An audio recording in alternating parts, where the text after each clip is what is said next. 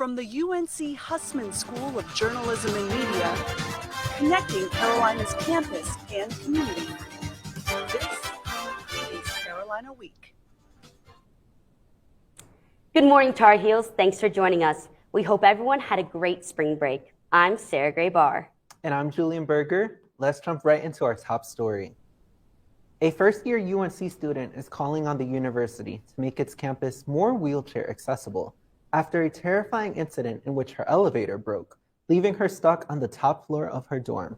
I sat down with her to hear more. Laura Saavedra is a UNC freshman majoring in neuroscience from Charlotte, North Carolina. Living in Corey Residence Hall's 4th floor hasn't been easy due to being a wheelchair user.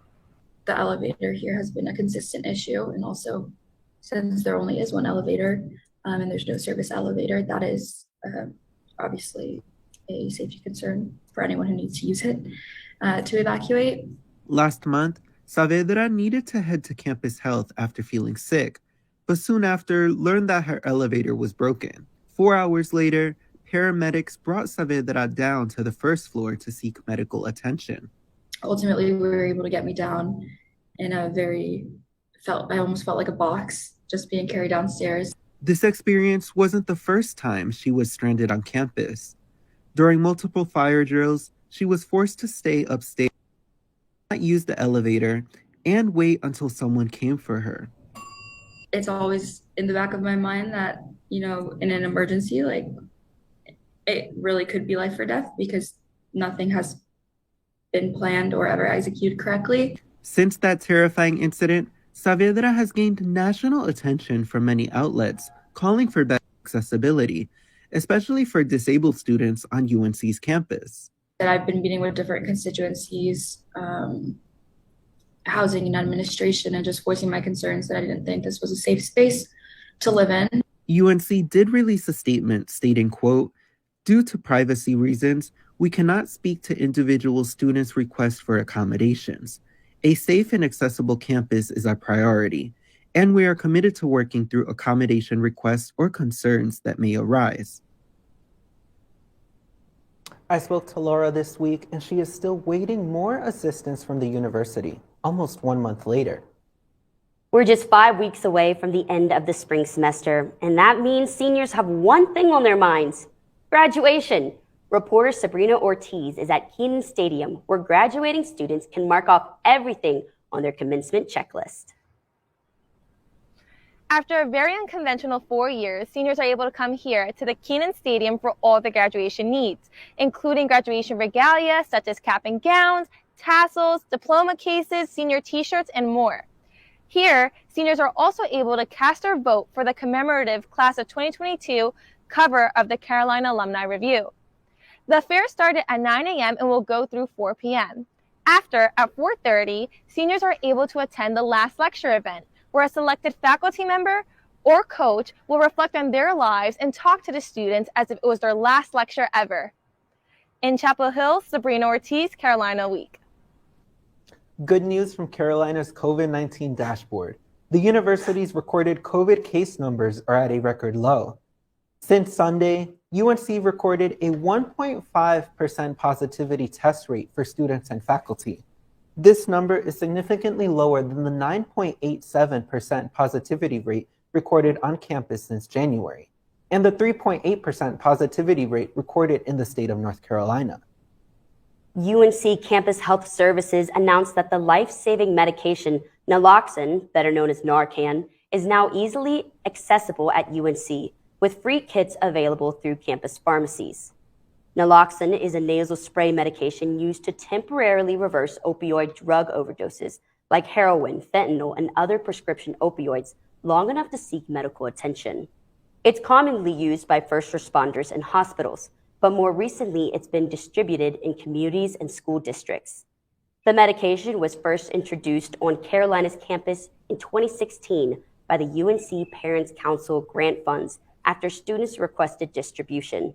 Today, the naloxone kits are available at both pharmacies located in the student stores and at the campus health for pickup Monday through Friday from 9 a.m. to 6 p.m. Director of Pharmacy and Professional Services at Campus Health, says it's important to know when to use the kit. But basically, if you're with someone who you think could have overdosed on opioids, perhaps their breathing is ragged or very shallow. Perhaps they're not responding very well. They're semi-conscious or maybe even unconscious. If you can open their eyes and look at their pupils, maybe they have pinpoint pupils, very tiny pupils. Those would all be signs of a potential drug overdose. If you think it could be opioids, administer the naloxone. If it's not opioid, the naloxone will not hurt the person.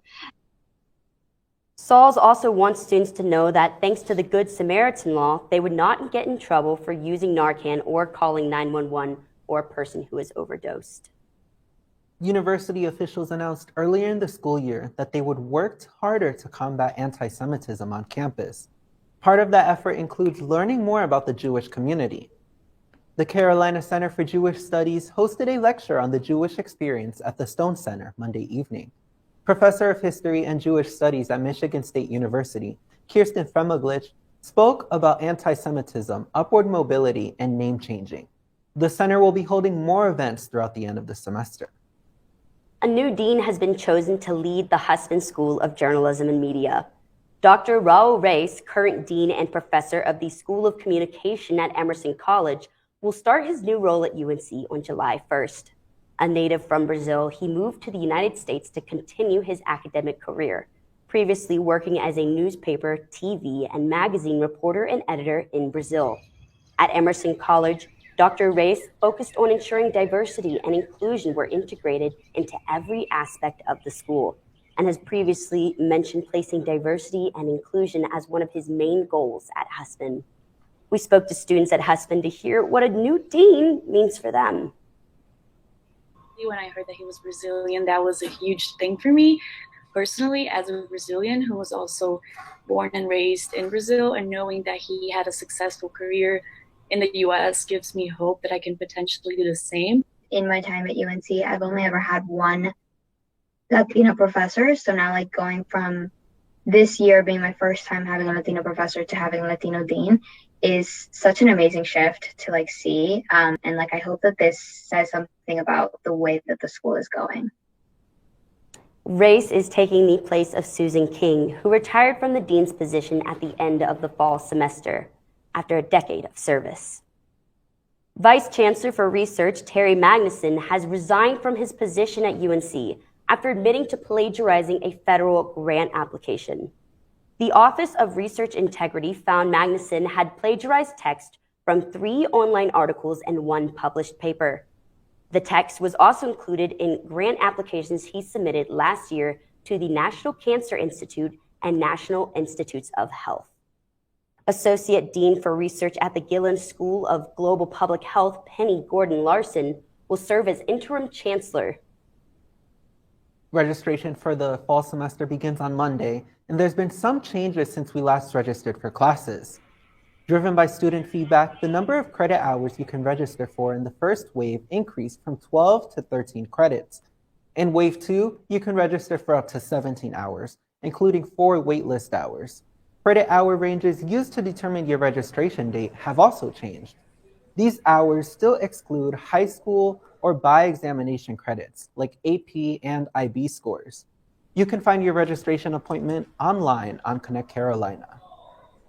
The Women of Worth Spring Conference starts on Friday with a theme of making room for more, building a career and life on your own terms. You can join female-identifying UNC members from 2 to 8 p.m. in the Student Union for a conversation on minority experiences, community building, and networking. Registration is open in Heal Life at go.unc.edu/w. Are you still recovering from the time change a few weeks ago? One proposed law could end the twice-a-year adjustment that many of us dread. Here to tell us more is Carolina Week's Capitol reporter, Stephen Schlink. Stephen? Julian, I know I can't be the only one who would love to stop switching between daylight saving and standard time. And apparently the United States Senate feels the same way. A bill passed last week that would keep the country in daylight saving time permanently. And there could be some health benefits that go along with it. Spring forward and fall back two terms we've all come to recognize as the time changes twice a year. But thanks to a bill in the U.S. Senate, our fallback this year could be the last.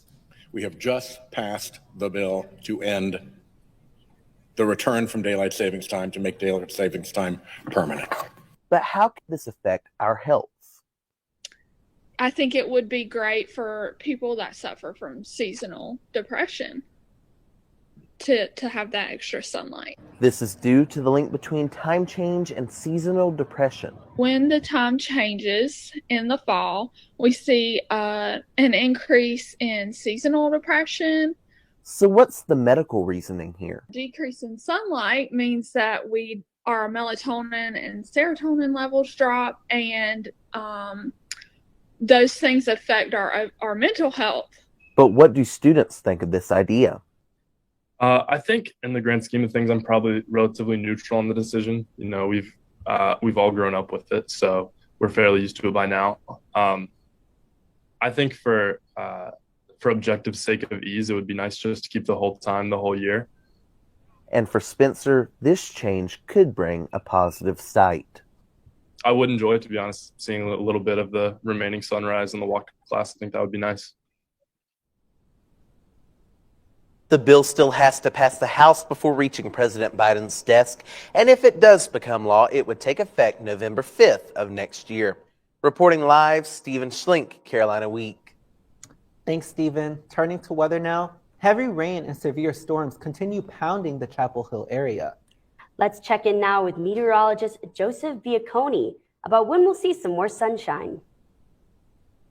Good morning, everyone. Meteorologist Joseph Bianconi here. And we have a severe weather threat in the Carolinas today. The system that's causing this has been causing the United States some trouble over the last few days. Started way back out here in Texas, spawned about 20 tornadoes just 2 days ago. Yesterday, Louisiana, Mississippi, Alabama was hit pretty hard. And today, it's our shot at severe weather up here in North Carolina, extending all the way down into the Florida Panhandle. We got a slight risk, a level 2 out of 5. This could include some tornadoes, a couple spin-up tornadoes, some straight-line damaging winds, and small hail. So let's take a picture set up here, what's going to be causing these storms. And one of the big ones here is the warm spring-like temperatures that we have in place over the Carolinas. See, upper 60s, lower 70s throughout most of your day, which is going to cause a triggering of storms, going to allow the air to rise up and destabilize and trigger some storms. And we could even see some supercells out in front of the line there. So we got to keep a close eye on that. Now, here's your future cast. The one thing that I see that's going to prohibit the severe weather development is the showers that we've experienced this morning. It's going to cool down that air a little bit. And when you get that rain-cooled air underneath, it's not going to allow more convection to happen, more thunderstorms to form, because the air will be a little colder than the environment. So we need to keep a close eye on that. So just stay weather aware, keep your phone on you just in case anything in the forecast changes.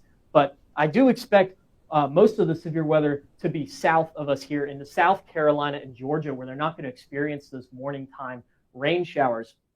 But the timing on this, we should see the most intense thunderstorms in the late afternoon to early evening hours. And we even see a re-triggering along the cold front later on into the night. I don't expect that to be as severe, but we're going to get a significant amount of rainfall with that, especially in eastern parts of North Carolina. So just, again, stay weather aware and keep your phone by your bedside as you go to bed tonight. But as far as the rest of the week goes, we might experience a few showers here Thursday, just lingering from that system. But otherwise, looks like a pretty good day, a high of 66 degrees. And as we get your weekend started, you're going to drop back down into the 50s, hopefully for the last time as you get your springtime started. But the rain will stay away. It will be sunny. And as the next school week starts up, we'll see the temperatures start to rise back up. And we should be in the 70s by midweek. Back to you guys. Thanks, Joseph. Spring semester can be stressful, especially as we begin wrapping up the school year. But the Carolina Union Activity Board plans activities to add a little bit of comfort to students' busy schedules. This week, they hosted a Stuff and Stuff event where you can make your own stuffed animals. Students hand-stuffed the toys with fabric hearts and got to take the plushies home with them. QWeb also announced that they'll be hosting a free concert tomorrow night. 22-year-old Charlotte rapper Mavi will be performing in the Student Union Great Hall between 7 and 9 p.m. on Thursday. The concert is free and it comes just 2 weeks before the annual Jubilee concert. And for the first time since COVID-19, the student-run organization Carolina for the Kids preps for the yearly in-person dance marathon. Carolina for the Kids is an organization raising money to support kids and families at UNC Children's Hospital. Their biggest fundraising event, Dance Marathon, is this Saturday. Members of the organization will get together in Fetzer Hall from noon to midnight on Saturday to dance and raise money for the cause. Member Zoe Kane sees the in-person event as an exciting opportunity to once again connect with the UNC community. We can do loads and loads of online fundraising campaigns, but there's nothing like an in-person event to get the community together and excited about the cause. Carolina for the Kids will be taking donations all week leading up to Saturday's event. And speaking of events on Saturday, we have a big weekend in Carolina athletics. Let's go to Sports Extra anchor Zach Engler for more. Zach? What a week for Carolina basketball. The men's team certainly got our pulses racing with their roller coaster win over Baylor. And the women, on the other hand, tried to spare the fans' emotions with a dominant win over the Arizona Wildcats on Monday night. Pom-poms, signs, balloons, lots of cheering. That's how dozens of loyal Carolina fans welcome back the Sweet 16-bound UNC women's basketball team to Carmichael Arena yesterday after the exceptional win in the Wildcats' own den in Tucson, Arizona. Carolina put a lot of emphasis on defense this game, holding the Wildcats to just 9 points through the first 16 minutes of the game. During this time, the duo of Kennedy Todd Williams and Anya Poole led a 15-0 Carolina run. The game got closer in the third, but this Kennedy Todd Williams three helped the Heels gain more momentum. And at the end of the third, with ice in her veins, Deja Kelly hit this dagger buzzer beater to solidify the W. The Heels won 63-45 and are still dancing their way to the Sweet 16. Here's Kelly on the impact of Todd Williams throughout the game. Everything. Literally everything. She came out gunning from jump. She was running the floor. She was defending, getting steals. She was doing a little bit of everything, which is what we needed her to do. She was our X factor tonight, and she is probably the biggest reason why we won this game. What a run for our Tar Heels. But that's not all that happened on Monday. The men's golf team traveled to Georgia to take part in the Linger Longer Invitational. UNC shot 2 under par in Tuesday's final round, finishing the Invitational 1 over par and in 6th place. The team will be back in action on Monday, March 28th for the Valspar Intercollegiate. The 13th ranked Diamond Heels took on the App State Mountaineers Tuesday in what would turn out to be a slow-moving, low-scoring game. Angel Zarate opened the scoring in the bottom of the first with this double into right field that drove in Vance Honeycutt. After trading runs back and forth, App State would tie it in the 8th 2-all. However, the Heels would answer back immediately with this clutch double by Mac Horvath, which sent Danny Soretti flying around the base paths, and the Heels would retake the lead 3-2. Then in the top of the 9th, Caden O'Brien on the mound would slam the door, striking out the Mountaineers side and giving the Tar Heels the 4-2 win.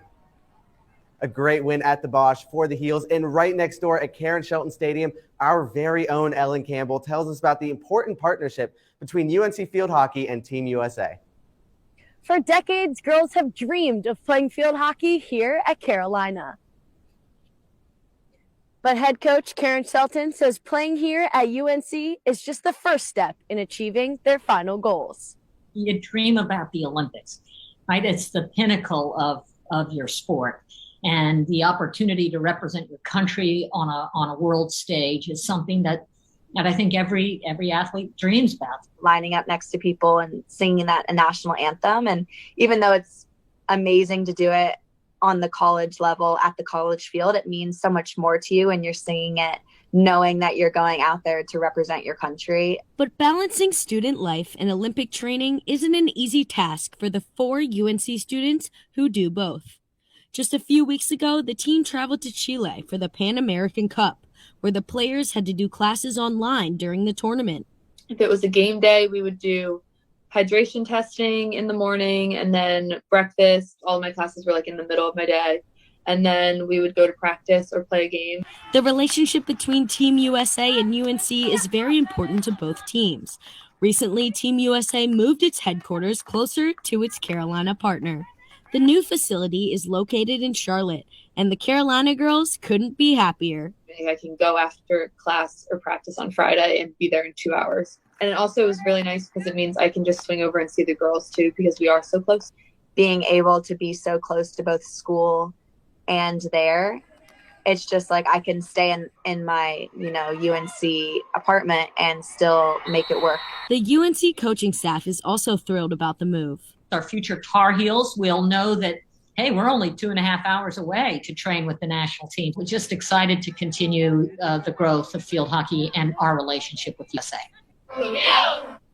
Carolina field hockey's tremendous success has continued to ignite interest in the sport all across North Carolina. And we've seen numbers in North Carolina and the South jump since we've been so successful. So having the home base also in North Carolina, in Charlotte, in an area where we need the sport to continue to grow, it's only going to help. Coming up this spring, Carolina will be hosting 2 international competitions. Here in Karen Shelton Stadium, USA versus England in April and USA versus Belgium in early May. 4 of the U.S. players know well what it's like to play in a stadium named after their iconic coach. I'm Ellen Campbell, reporting. Certainly some high stakes for the Carolina girls representing their country on the international level. And some more high stakes for winter sports who are grinding out the rest of their seasons. Let's take a look at what's coming up.